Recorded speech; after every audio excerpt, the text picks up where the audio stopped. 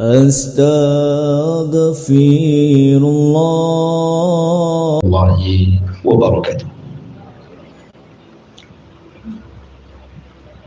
Alhamdulillah, wassalatu wassalamu ala rasulillah wa ala alihi wa sahbihi wa mawalah wa la hawla wa la quwata illa billahi wa ba'du. Baik, kita akan lanjutkan kajian kita, masih membahas kitab Tauhid, dan kita masuk pada bab ke-35, bersabar terhadap takdir Allah subhanahu wa ta'ala. Mu'allif rahimahullahu ta'ala masih menjelaskan kepada kita tentang ibadah hati. Nah, salah satu ibadah hati yang sangat penting sekali yang dikatakan oleh Ali bin Abi Thalib radhiyallahu an, bimanzilatir ra'si anil jasad,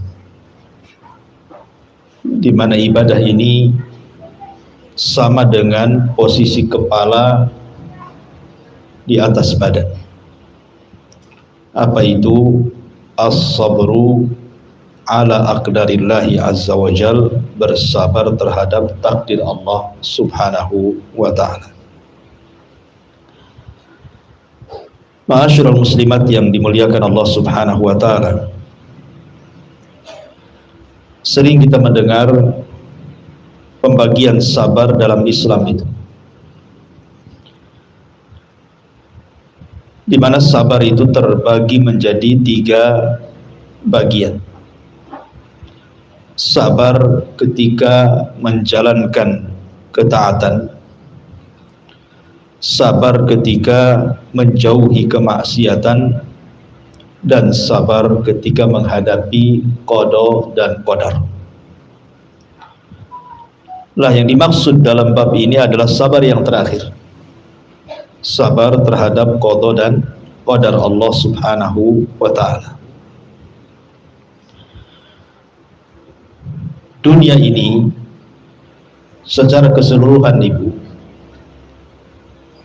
adalah sabar.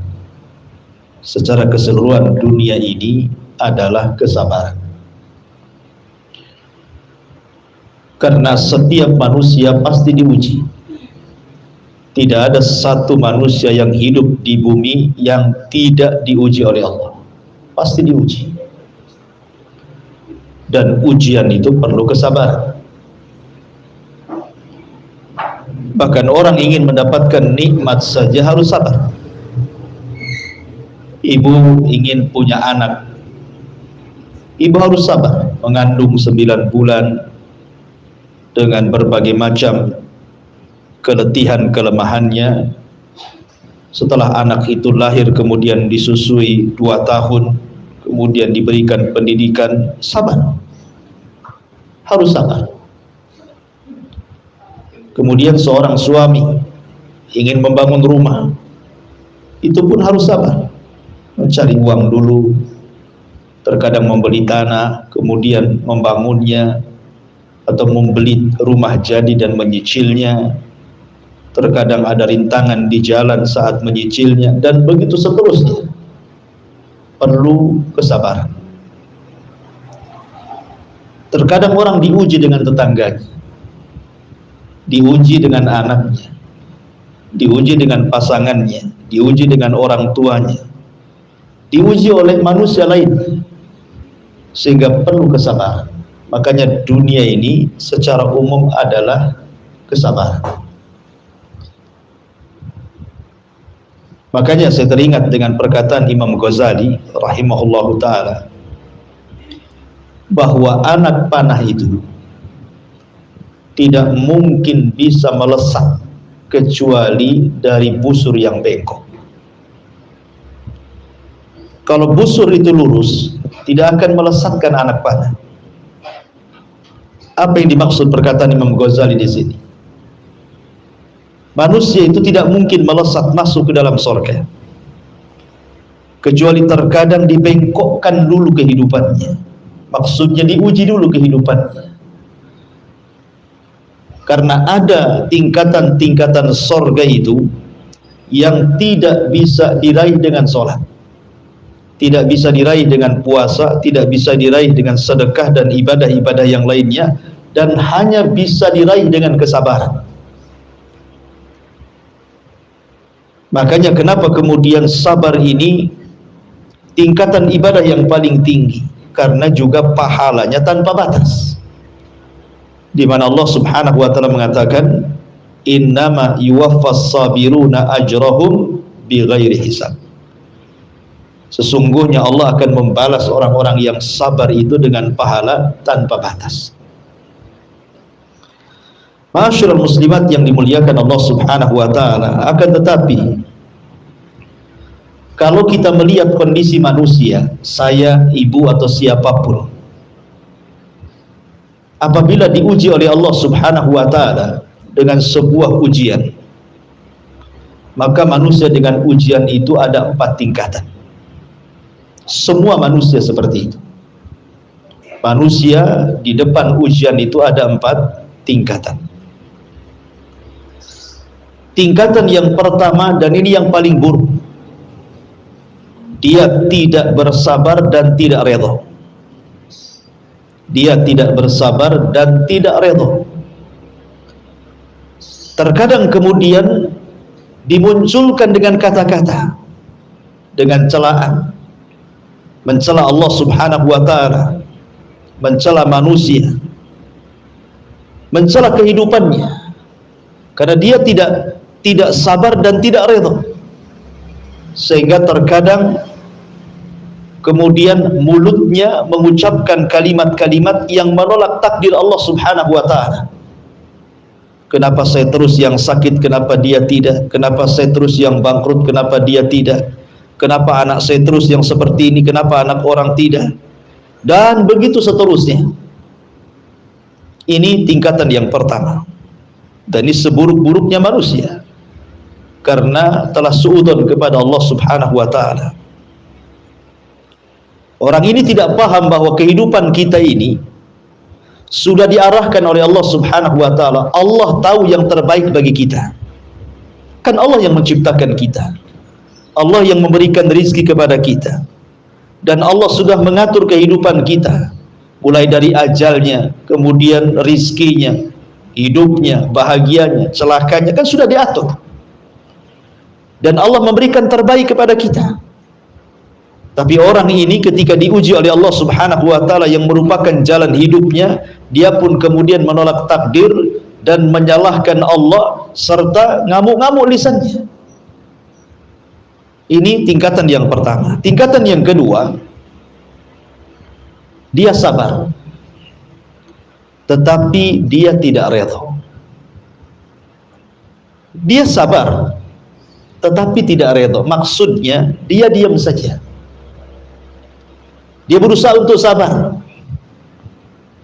Memang dia tidak mencela orang, dia tidak mencela Allah, dia tidak mencela dengan lisannya siapapun, tetapi hatinya tidak redha dengan ujian itu.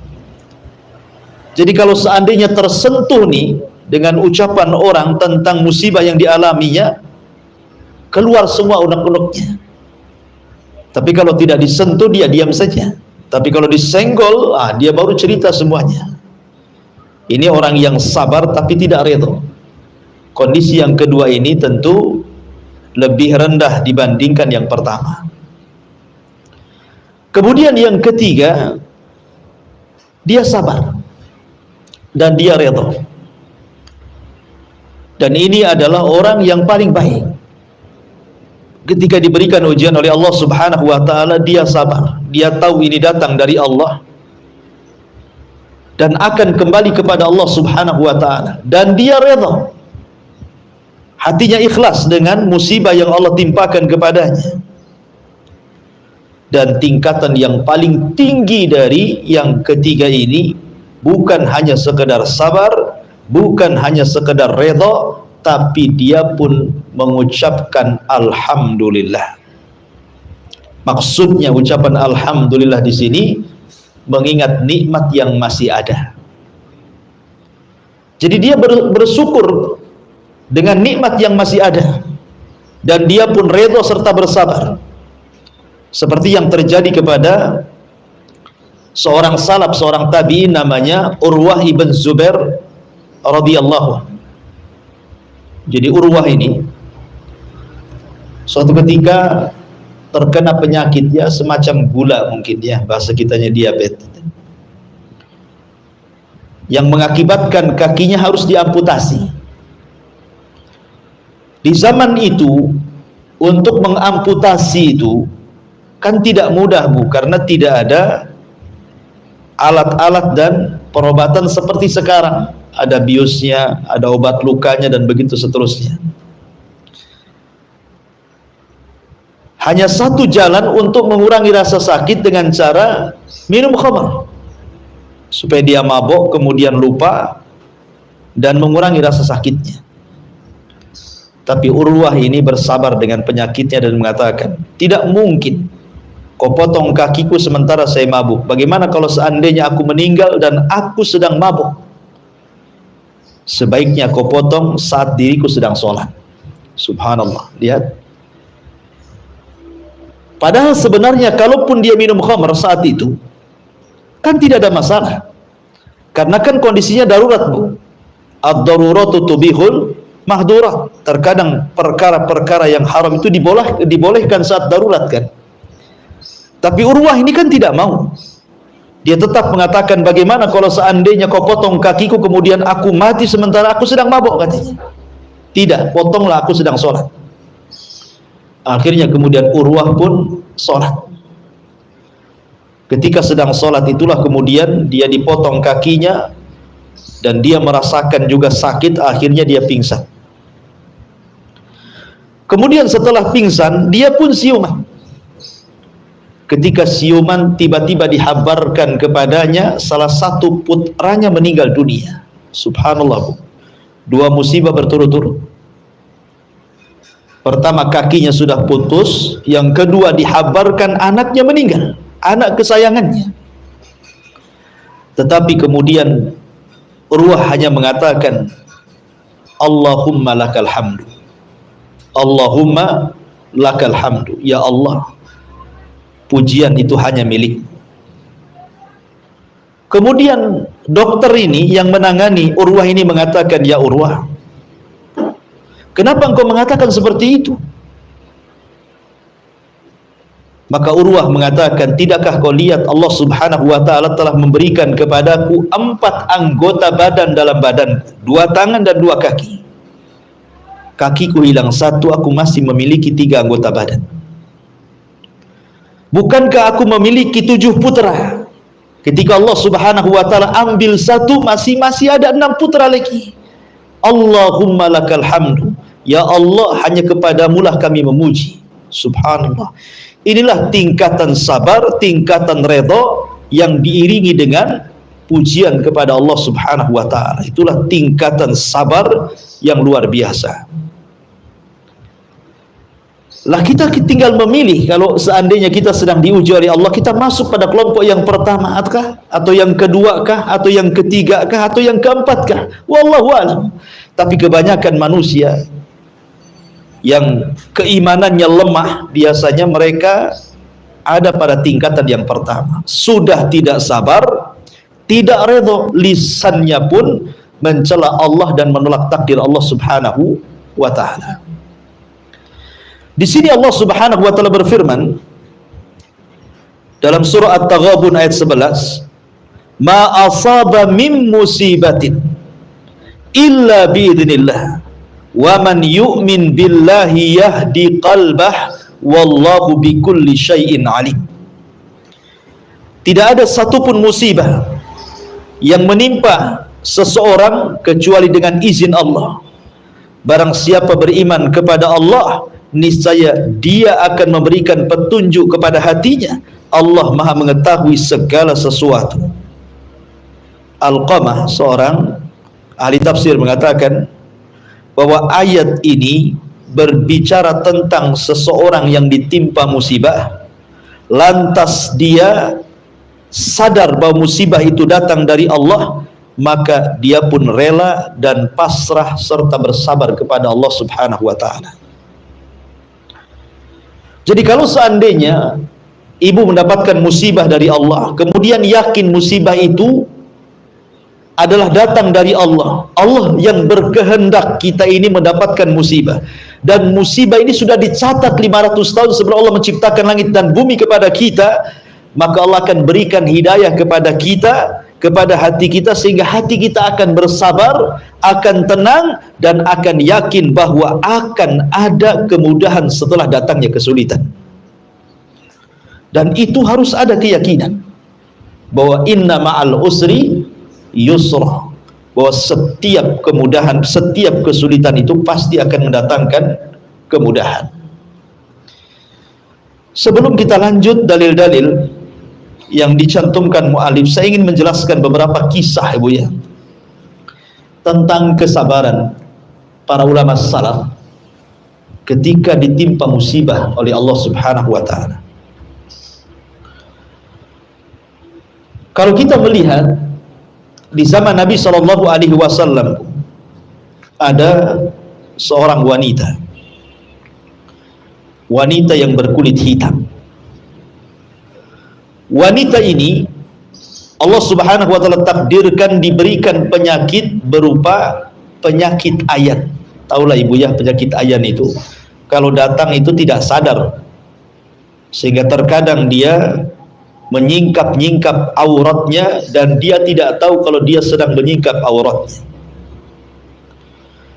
Kemudian dia mendatangi Nabi Shallallahu Alaihi Wasallam dan mengatakan, ya Rasulullah, aku seorang wanita yang terkena penyakit ayan, dan kalau seandainya aku sedang mengalami penyakit itu, terkadang aku tersingkap-singkap auratku tanpa sadar.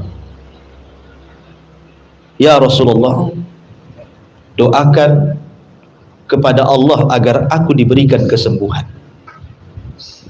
Wanita ini meminta kepada Rasul agar Rasul berdoa kepada Allah, dan Allah memberikan kesembuhan kepada wanita ini. Lalu apa kata Nabi Shallallahu Alaihi Wasallam? Nabi SAW memberikan pilihan lain dan mengatakan, in sabarti walakil jannah, in sabarti walakil jannah. Kalau engkau mau bersabar dengan penyakitmu, maka Allah Subhanahu wa Ta'ala akan hadiahkan kepadamu surga.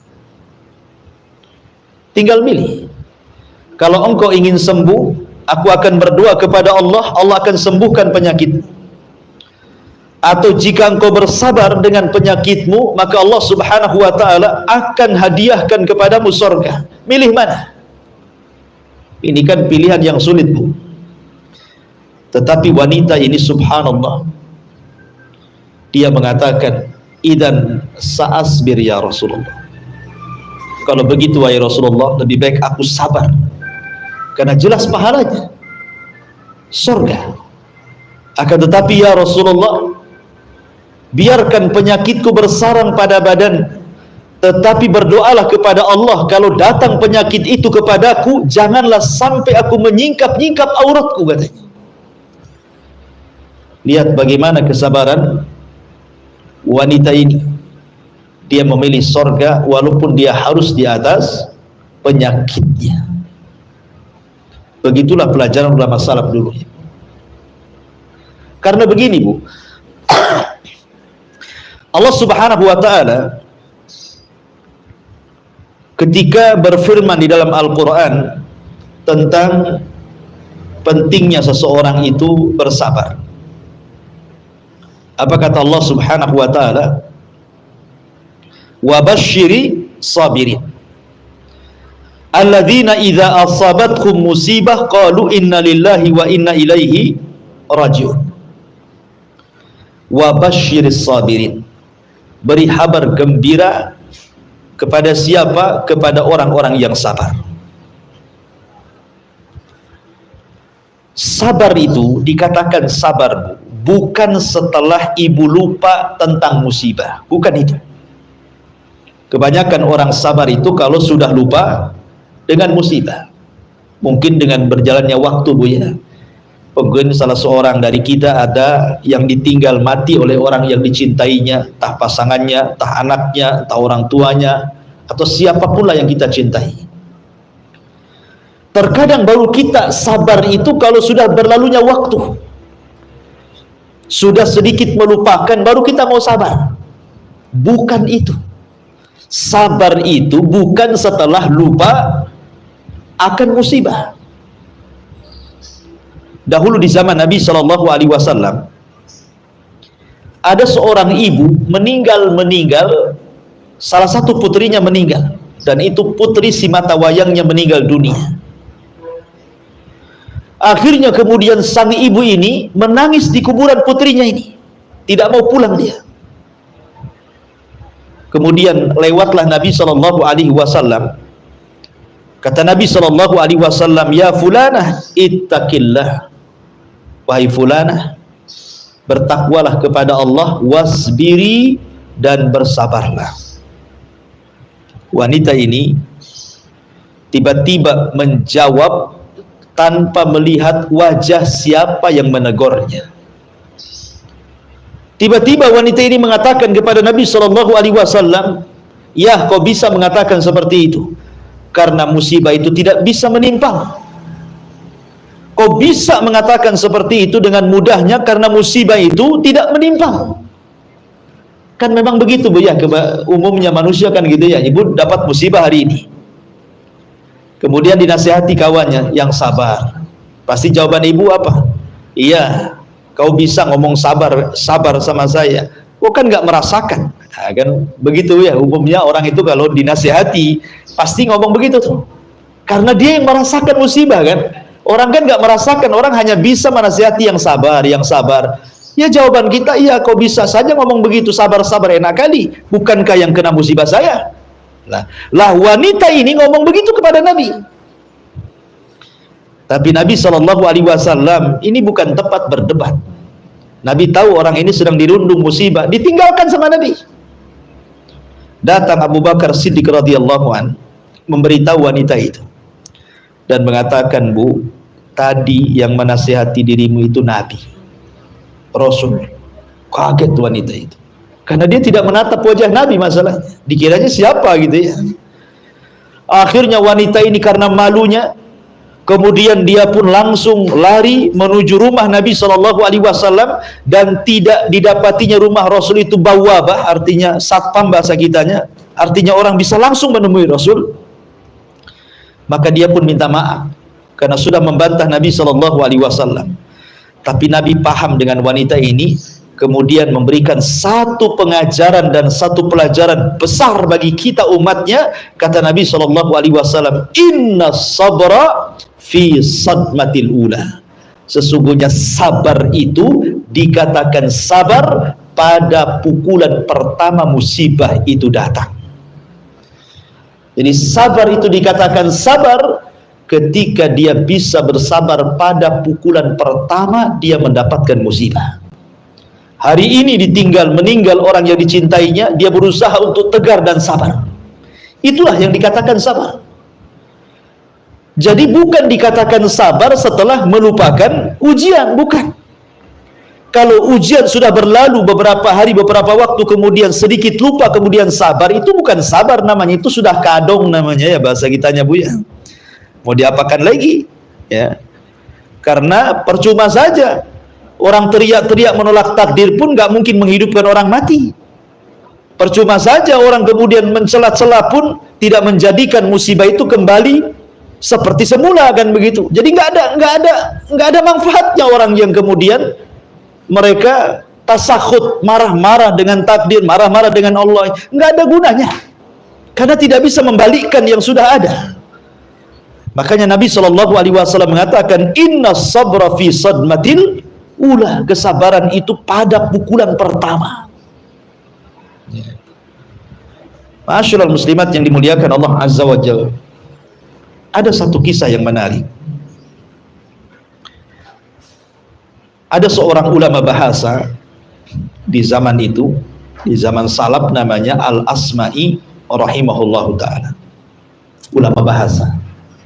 Ma'ruf kalau kita belajar nahwu ataupun belajar bahasa Arab, sering menukilkan perkataan Imam Al-Asma'i. Kisah ini dikisahkan oleh Abul Faraj Ibnu Jauzi rahimahullahu ta'ala dalam kitabnya Uyunul Hikayat. Apa kata Al-Asma'i? Dia mengatakan, kharajtu ana wa sadiq li ila al-badiyah. Suatu ketika aku keluar, kata Al-Asma'i ini, bersama kawanku menuju al-badiyah, sebuah tempat di pedesaan untuk thalabul ilmi tentunya. Rupanya kemudian Al-Asma'i ini kehabisan bekal bersama temannya ini. Kemudian dia pun berusaha mencari orang yang bisa jadikan singgah untuk bertamu. Boleh jadi mungkin ada air susu kambing atau ada makanan, karena kehabisan bekal. Fa idza nahnu bi khaymatin an yamini tariq. Tiba-tiba kata Al-Asma'i, aku melihat ada sebuah tenda di tengah padang pasir, dan aku pun senang.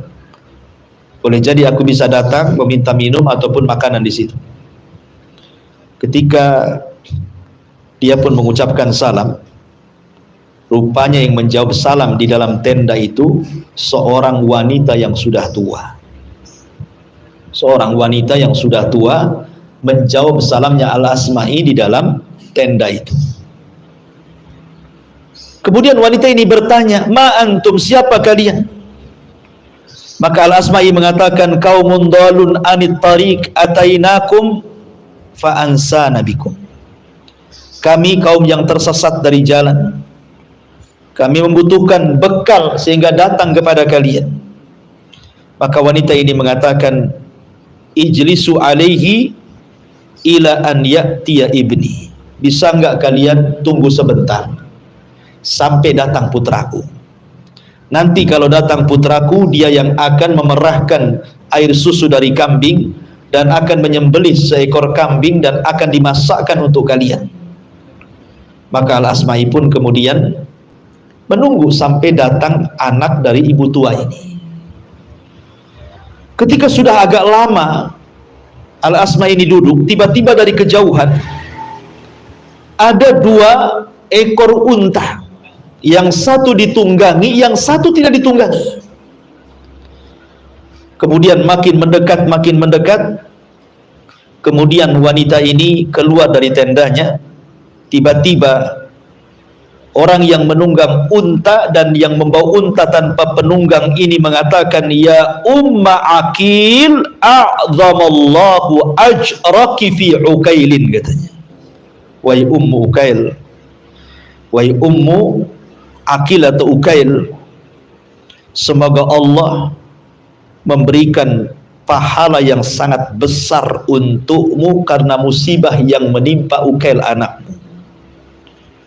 Wahai Ummu Ukail, semoga Allah subhanahu wa ta'ala memberikan pahala yang besar kepadamu akan musibah yang dialami putramu si Ukail itu. Kemudian wanita ini mengatakan, "Waihaka mata ibni," apakah celaka engkau, apakah anakku meninggal? Maka orang yang menunggang unta mengatakan, "Na'am, ya, anakmu meninggal." Kemudian wanita ini mengatakan, "Wa masababu mautihi," apa penyebab kematiannya? Maka penunggang unta ini mengatakan, "Izdahamat alaihil ibilu faramat bihi fil bi'ri." Ketika kemudian unta ini, ada beberapa unta mengamuk di situ, tiba-tiba kemudian melemparkan anakmu dan anakmu masuk ke dalam jurang, ke dalam sumur, kemudian meninggal, dan aku tidak bisa mengambilnya. Akhirnya wanita ini hanya bisa terdiam, kemudian mengatakan kepada penunggang unta itu, "Bisa nggak kau turun? Ada tamu di depan. Kau sembelihlah seekor kambing, kau perahkan susunya, berikanlah kepada tamuku di depan." Subhanallah. Wanita ini, wanita tua yang salehah ini, masih memikirkan tamunya di saat dia mendengar seolah-olah ada petir di siang hari bolong menjelaskan dan menghabarkan kematian putranya. Kemudian setelah orang ini turun menyembelih kambing, kemudian dimasakkan oleh wanita salehah ini, kemudian dihidangkan kepada Al-Asma'i. Setelah dihidangkan kepada Al-Asma'i, Al-Asma'i juga bingung, kenapa wanita ini bisa sesabar ini. Kemudian kata wanita ini setelah kemudian semua kenyang makan, kata ibu ini, wahai anakku, maksudnya kepada tamu Al-Asma'i ini, saya lihat di antara kalian ada yang bisa menghafal Quran. Bisa nggak bacakan kepadaku satu ayat dalam Al-Quran? Maka Al-Asma'i mengatakan, bisa. Kemudian dia mengutip firman Allah Subhanahu wa taala surah Al-Baqarah ayat 155 dan 157, wa basyiris sabirin alladzina idza asabatkum musibatun qalu inna lillahi wa inna ilaihi rajiun ulaika alaihim salawatu mir rabbihim wa rahmah wa ulaika humul muhtadun. Beri kabar gembira kepada orang-orang yang sabar, orang-orang yang ditimpa, apabila ditimpa musibah kepada mereka, mereka mengatakan inna lillahi wa inna ilaihi rajiun. Wanita ini mengatakan, Allah innaha fi kitabillahi hakada, demi Allah memang harusnya seperti itu, memang harusnya seperti itu. Kemudian wanita ini mengatakan inna lillahi wa inna ilaihi rajiun indallahi ahtasibu ukailan. Dia mengatakan hanyalah milik Allah dan akan kembali kepada Allah. Aku hanya mengharap pahala kepadamu ya Rabb karena kematian putraku. Kemudian wanita ini sholat. Kemudian ketika sholat pun Allah Subhanahu wa ta'ala takdirkan dia meninggal dunia. Kata Al-Asma'i, subhanallah, aku tidak pernah melihat seorang wanita sesabar wanita itu. Lihat bagaimana kisah wanita yang luar biasa ini. Ya. Dan ini contoh bagi kita kan, bagaimana kesabaran orang-orang dulu. Karena begini Bu, kalau orang itu berdoa kepada Allah Subhanahu wa ta'ala, minta pahala akan kesabaran kita, minta ganti apa yang sudah hilang dari kita, ibu harus yakin Allah yang memberikan ujian, Allah yang akan memberikan pahala kepada ujian tersebut. Allah yang mencabut kenikmatan kita, Allah juga yang akan menggantikan kenikmatannya kok. Bahkan terkadang Allah akan ganti yang jauh lebih baik lagi. Contoh, di zaman para sahabat ada seorang wanita namanya Ummu Sulaim. Ummu Salamah. Itu lain ceritanya. Ummu Sulaim juga sama ceritanya tentang musibah kematian putranya. Tapi yang ingin saya ceritakan adalah kisahnya Ummu Salamah. Ummu Salamah ini menikah dengan Abu Salamah, dan itu sahabat yang awal-awal masuk Islam tuh. Ya. Kesabarannya luar biasa Ummu Salamah ini. Jadi Allah takdirkan ketika mereka hijrah ke Habasyah, kemudian menyusul hijrah ke kota Madinah, kemudian terjadi perang Badar dan perang Uhud, suaminya terluka di perang Uhud, kemudian mengakibatkan meninggal dunia. Dan Ummu Salamah, tidak ada laki-laki yang jauh lebih dicintai dibandingkan Abu Salamah. Nabi SAW bertakziah kepada Ummu Salamah, kemudian memberikan nasihat dan mengatakan, ya Ummu Salamah, quli, katakan, Allahumma jurni fi musibati wa khluf li khairan min zawji. Katakan ya Ummu Salamah, katakan kepada Allah, berikan pahala atas musibah yang menimpaku dan gantikanlah Abu Salamah dengan ganti yang jauh lebih baik lagi. Awalnya Ummu Salamah tidak mengucapkannya, tapi Rasul mengatakan sudah, ucapkan saja, ini doa baik. Maka Ummu Salamah mengucapkan dua kalimat ini, ya Allah, berikan pahala akan musibah yang menimpaku dan gantikan Abu Salamah dengan manusia yang jauh lebih baik lagi. Selang beberapa waktu, akhirnya Rasul pun melamar Ummu Salamah. Subhanallah, Allah ganti yang lebih baik lagi. Terkadang meninggalkan sesuatu karena Allah itu Allah akan ganti dengan sesuatu yang jauh lebih baik lagi kan? Karena hadis Rasul mengatakan, man taraka syai'an lillah awadallahu khairan minhu. Barang siapa yang meninggalkan sesuatu karena Allah, pasti Allah akan ganti sesuatu itu dengan yang jauh lebih baik lagi. Itu berkat kesabaran. Yakin bahwa kalau seandainya kita ditimpa musibah nih, mungkin usaha kita gulung tikar, mungkin kita sakit, mungkin kita ini, kita itu. Kalau kita berdoa kepada Allah agar kita mendapatkan pahala dari musibah yang diderita kita, kemudian kita minta kepada Allah gantinya, saya yakin Bu, Allah pasti akan mengganti dengan sesuatu yang jauh lebih baik lagi, tidak di dunia, di akhirat. Ya. Maka di sini mu'alif rahimahullah ta'ala mengatakan ma asaba min musibatin illa biidznillah. Tidak ada satu musibah pun yang menimpa seseorang kecuali karena izin Allah Subhanahu wa ta'ala. Kemudian juga riwayat dalam Sahih Muslim dari Abu Hurairah radhiyallahu an, Nabi SAW bersabda, "Itsnatani fin nasi huma bihim kufrun at-ta'nu fin nasabi wan niyahatu 'alal mayyit." Dua perkara yang masih dikerjakan orang padahal kedua-duanya adalah kekafiran. Satu, mencela nasab orang lain, yang kedua meratapi orang yang telah meninggal.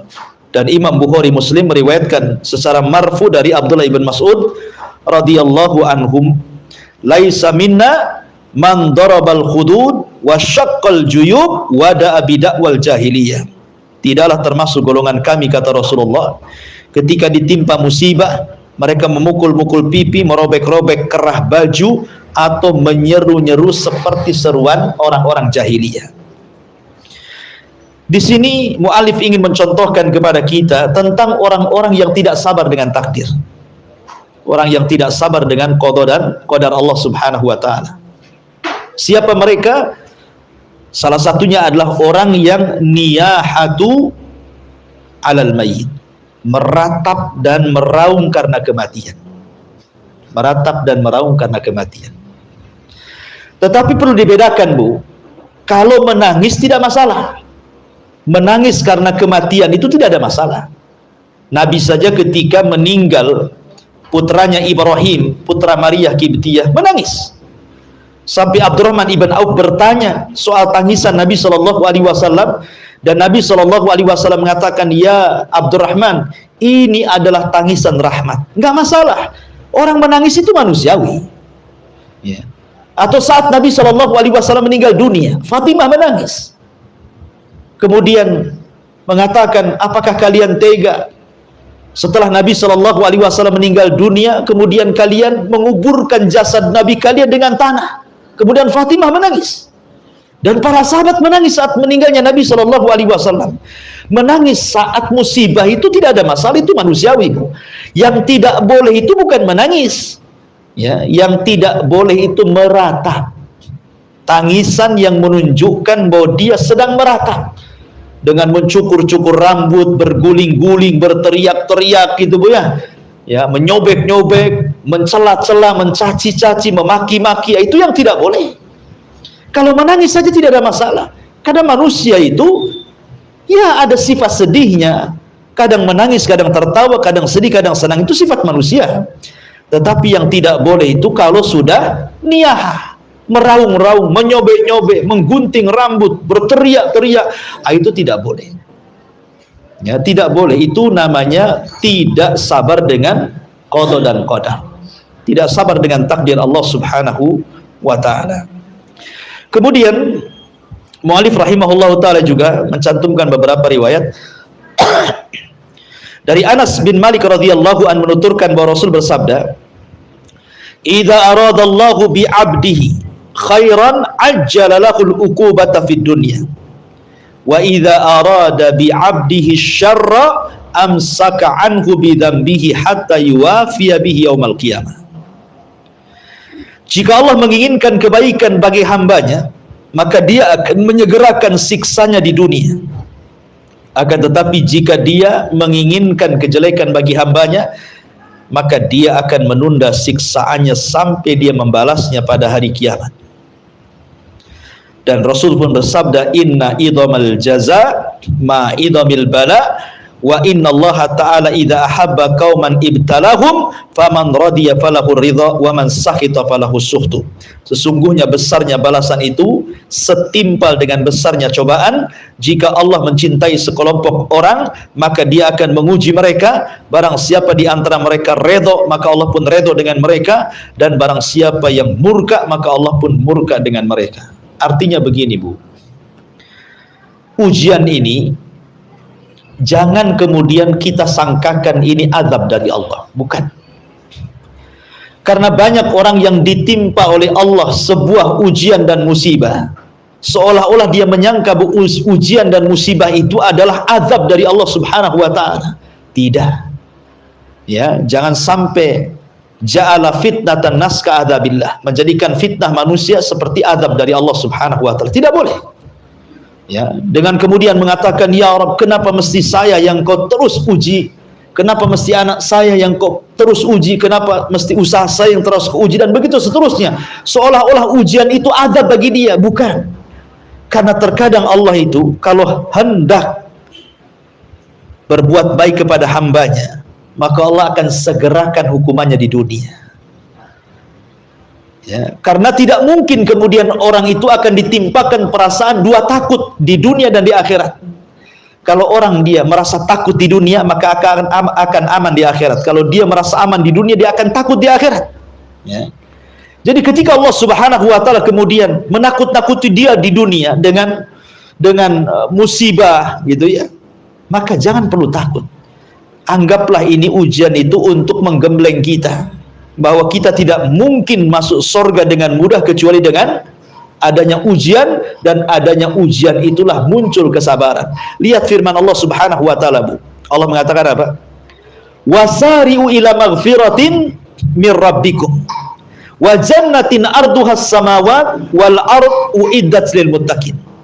Wasari'u, bersegeralah kalian, ila maghfiratin mir rabbikum, kepada ampunan dari Rabb kalian. Kenapa? Karena surga yang luasnya selangit dan bumi itu diperuntukkan untuk orang-orang yang bertakwa.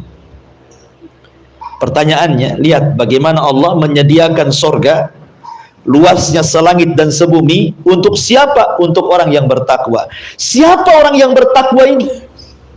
Allah katakan, alladzina yunfikuna fis sarra'i wadh dharra wal kadhiminal ghaid wal afina 'anil nas.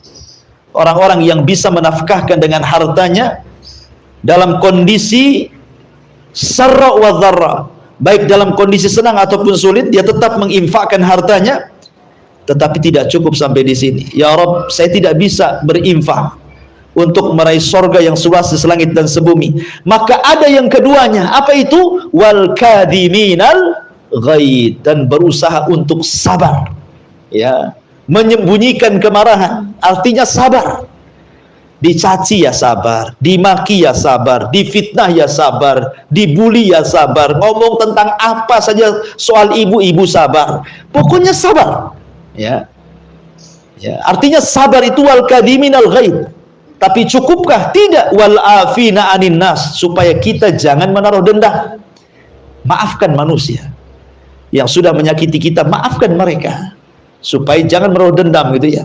Lihat bagaimana akhlak sabar ini adalah satu-satunya jalan untuk mendapatkan surga yang luasnya selangit dan sebumi. Luar biasa, Bu. Makanya di sini Allah mengatakan, Rasul mengatakan, inna idhamal jazama idhamil bala, besarnya balasan itu disesuaikan dengan besarnya ujian dan cobaan. Makanya para ulama mengatakan, kalau kita diuji itu supaya agak tenang hatinya, satu, Bu, berjalanlah dengan takdir Allah. Jadi kalau ibu dapat musibah, sakit, usahanya gulung tikar, suaminya macam-macam, anaknya kurang ajar, orang tuanya juga, dan begitu seterusnya, dapat tetangga yang tidak baik gitu ya, maka berjalanlah dengan takdir Allah, bahwa semua sudah takdirkan Allah. Yang kedua, lihatlah perjalanan Nabi Sallallahu Alaihi Wasallam. Apa yang dialami kita pernah dialami Nabi, bahkan lebih dahsyat daripada yang dialami kita. Karena bagaimanapun Allah Subhanahu wa taala mengatakan bahwa seberat-beratnya ujian itu para nabi. Tapi lihat bagaimana di sini, bahwa tanda kecintaan Allah kepada hambanya ketika Allah menguji hambanya, dan ketika hambanya bersabar, kemudian redha dan senantiasa bersyukur kepada Allah Subhanahu wa taala. Inilah diantara penjelasan bab yang ke-35, sabar terhadap takdir Allah Subhanahu wa taala. Taib, sebelum saya tutup, silahkan kalau ada yang bertanya.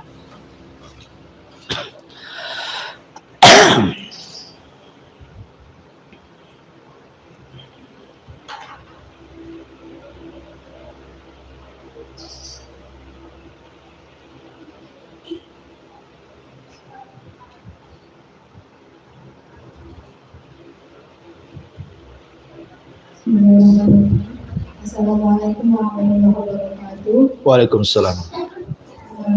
Ustaz, tadi ada menjelaskan tentang musibah itu. Kadang kan manusia berpikir, oh mungkin ini bala dari Allah gitu pada kita. Makanya Allah memberikan itu. Namanya pikiran manusia ya Ustaz, ya tentu kepikiran kita mungkin ini dosa-dosa kita gitu. Tapi ada sebagian besar yang mengatakan jangan kita memikirkan itu dosa atau bala atau itu azab gitu. Tapi pikirkan ini adalah momen terbaik untuk kita kembali kepada Allah gitu kan Ustaz. Iya. Jadi bagaimana kita mengambil momen itu agar hati kita menjadi ridho gitu. Iya. Apapun yang diberikan Allah kepada kita gitu. Iya. Yang kedua Ustaz gitu kan kalau orang tua kita meninggal dunia, terus kita mungkin menangis itu wajar gitu kan Ustaz ya. Tapi kadang kalau kita teringat fotonya, iya paham. Kadang-kadang masih sedih juga ya. apa itu beratap gitu. Iya paham. Baik. Iya, yang pertama, betul tadi kata ibu bahwa kalau Allah Subhanahu wa taala menimpakan sebuah musibah kepada kita, jangan terlampau dipikirkan. Apakah musibah ini gara-gara dosa saya dulu? Apakah musibah ini gara-gara saya begini begitu? Sudah, jangan kepikiran ke situ. Sebab itu yang akan melemahkan iman orang. Akhirnya kemudian stressing, jadinya stres di hidupnya. Tapi anggaplah musibah itu memang dijadikan untuk memperbaiki, ini momen untuk memperbaiki diri. Kapan lagi? Ya, kapan lagi Allah Subhanahu wa taala mengarahkan kepada kita, karena terkadang nikmat itu datang setelah adanya keperitan. Nikmat itu datang setelah adanya keperitan. Lihat orang yang sakit, contohnya kan, orang yang sakit, anggaplah dia sakit gula, contoh seperti tadi contohnya. Kemudian dokter mengatakan bahwa salah satu anggota badannya harus diamputasi karena itu cara satu-satunya menyembuhkan dia. Akhirnya kemudian dia diamputasi. Otomatis ketika dipotong salah satu anggota badannya, ini kan keperitan Bu, karena dia akan kehilangan salah satu anggota badannya kan. Tetapi setelah proses operasi dipotong kemudian sembuh, dia merasa senang karena tidak tersiksa lagi dengan penyakitnya. Terkadang kesenangan itu datang setelah adanya keperitan. Ya, terkadang Allah Subhanahu wa taala memberikan keperitan dulu kepada manusia, tentu walillahi mathalul a'la, baru kemudian memberikan kesenangan. Karena Allah juga ingin menguji kan di antara kita. Makanya ulama mengatakan, barang siapa yang bersyukur akan nikmat tapi tidak bersabar akan musibah, maka dia berdusta kepada Allah. Ulama mengatakan seperti ini. Siapa yang bersyukur akan musibah, siapa yang bersyukur akan nikmat tapi dia tidak bersabar akan musibah, maka dia pendusta, dusta imannya. Karena orang yang mendapatkan nikmat itu bisa dia bersyukur kan. Rata-rata orang yang mendapatkan nikmat itu kan pasti bersyukur, dia umumnya bisa bersyukur. Tapi tidak semua orang yang mendapatkan musibah itu bisa bersabar. Makanya kemudian musibah itu momen memperbaiki diri kita dan meraih pahala, karena terkadang ada jalan-jalan ke surga yang tidak bisa diraih kecuali dengan kesabaran kan gitu. Ya, jadi momen terbaik untuk memperbaiki diri terkadang saat musibah itulah. Betapa banyak orang yang tobat di penjara contohnya, hafal Quran di penjara gitu ya, dan begitu seterusnya. Kemudian yang kedua, adapun ketika orang tua meninggal, kemudian masih teringat, kadang-kadang walaupun sudah 2-3 tahun, kalau teringat dengan orang tua, apalagi teringat dengan dosa kita, kita merasa bahwa orang tua kita dulu tidak digauli dengan baik dengan kita, tiba-tiba sudah meninggal dunia, baru kita teringat. Ya, sebenarnya Bu, kalau orang masih mengingat kesalahan dia kepada orang tuanya semasa orang tuanya masih hidup, kemudian dia berusaha untuk berbuat baik dan mendoakan terbaik, itu awal kebaikan anak itu kepada orang tua setelah kematiannya. Itu awal birrul walidain seorang anak kepada orang tuanya setelah kematiannya. Karena banyak anak-anak yang cuek, ketika orang tuanya meninggal dunia dia nggak peduli, seolah-olah orang tuanya beban bagi hidupnya. Jadi kalau sudah mati itu seolah-olah ya sudah senang, tidak dibebani lagi dengan orang tuanya. Kan ada anak-anak yang durhaka seperti itu kan Bu ya, sama sekali nggak peduli dengan kematian orang tuanya, bahkan senang ya. Tapi kalau anak itu masih memikirkan orang tuanya yang sudah meninggal dunia, kemudian dia terus mendoakan dengan doa terbaik kepada orang tuanya, beristighfar, memintakan ampun akan dosa-dosanya, bersedekah untuk orang tuanya, dan begitu seterusnya, itu awal kebaikan, bahwa ibu sedang birrul walidain setelah kematiannya. Dan itu bukan niyah, ya, bukan niyah. Niyah itu kalau seandainya tangisan dicampur dengan menolak takdir, ya, meraung-raung, mencukur rambut, berteriak-teriak gitu kan. Apabila ada berziarah ke kuburannya, dia pun kemudian meraung-raung di kuburan, nah, itu tak boleh, itu sudah. Tapi kalau hanya terpikirkan, kan dosa kita dulu orang tua masih hidup, kenapa saya tidak begini, kenapa saya tidak begitu, kan begitu ya. Dengan diiringi perbaikan, bukan hanya menyesal, tapi kan harus diiringi dengan kebaikan kan. Makanya Rasul mengatakan wa'at bi sayyi'atal hasanah, ya, ikutilah keburukan dengan kebaikan. Menyesal ya iya, kemudian iringi kebaikan, doakan orang tua kita dengan kebaikan, sedekah supaya pahalanya sampai kepada mereka. Maka anak ini adalah anak yang berbakti kepada orang tua setelah kematiannya, ya. Wallahu a'lam. Ya, saya kira cukup 2:30. Mudah-mudahan ada manfaatnya. Kita tutup dengan doa kafaratul majlis. Subhanaka wa bihamdika asyhadu an la ilaha illa anta astaghfiruka wa atubu ilaik. Allahu ta'ala. Assalamualaikum warahmatullahi wabarakatuh.